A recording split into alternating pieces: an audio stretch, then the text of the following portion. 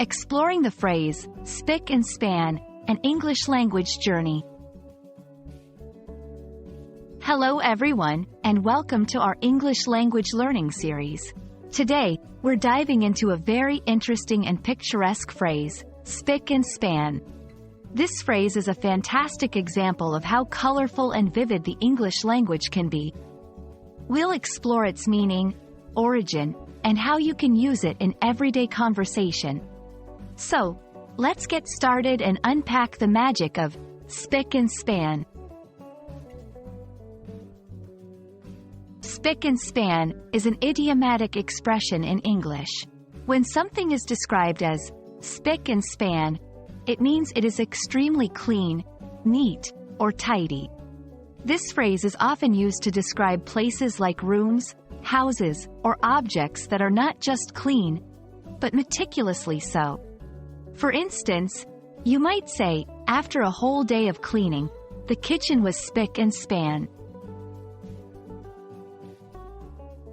The history of the phrase, spick and span, is quite fascinating.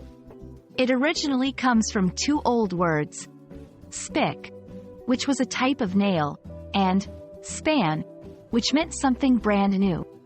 In olden times, if something was made with brand new nails, it was considered to be in excellent condition. This term has evolved over time to mean anything that is freshly cleaned or newly made. Now, how can you incorporate spick and span into your daily English?